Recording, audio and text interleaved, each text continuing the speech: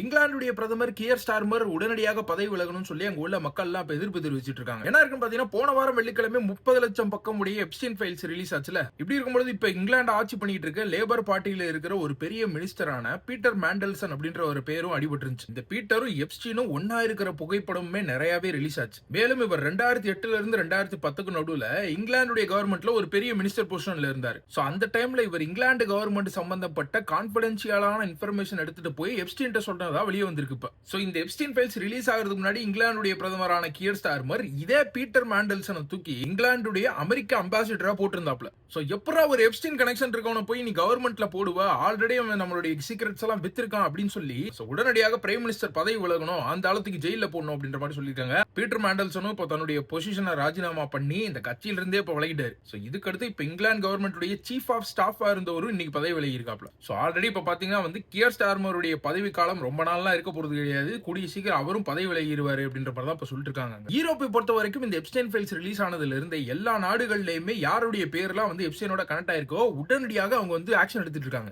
ஆனா இன்னும் பாத்தீங்கன்னா மத்த நாடுகள் ஆக்ஷன் எடுக்கிற மாதிரி எனக்கு தெரியல. குறிப்பாக நம்ம இந்தியாலயும் பாத்தீங்கன்னா மோடி அவருடைய பேர் எப்ஸ்டைன் ஃபைல்ஸ்ல இருக்கு. ஆனா அது எப்ஸ்டைன் மோடியை பத்தி பேசினே தவிர அவங்க ரெண்டு பேருக்கு நடுவுல எங்க கான்வர்சேஷன் இருந்துச்சு, எந்த போட்டோ எதுவுமே ரிலீஸ் ஆகல. ஆனா அதே நேரம் இந்தியாவுடைய அனில் அம்பானி பாத்தீங்கன்னா எப்ஸ்டைனோட டைரக்டா பேசியிருக்காப்ல. அவரை பிடிச்சி எப்ப இவங்க விசாரிப்பாங்க அப்படின்னு எனக்கு தெரியல. ஏன்னா இந்த ஆள் மாதிரியே அந்த ஆள் இந்தியாவுடைய கான்பிடென்ஷியல் இன்ஃபர்மேஷன் எல்லாம் தூக்கிட்டு போய் எப்ஸ்டைன் கொடுத்துருக்கலாம்ல. ஆனா இந்தியா பத்தி சொல்ல வேணாமா, ஒரு பெரிய பிசினஸ் மேன் மேல கையை வைக்கிறதுக்கு கொஞ்சம் யோசிக்க தான் செய்வாங்க. ஏன்னா எலெக்ஷன் டைம்ல நீ நானும் காசு தருது கிடையாது, அந்த பிசினஸ் மேன் தான் காசு தருவாங்க கவர்மெண்ட்.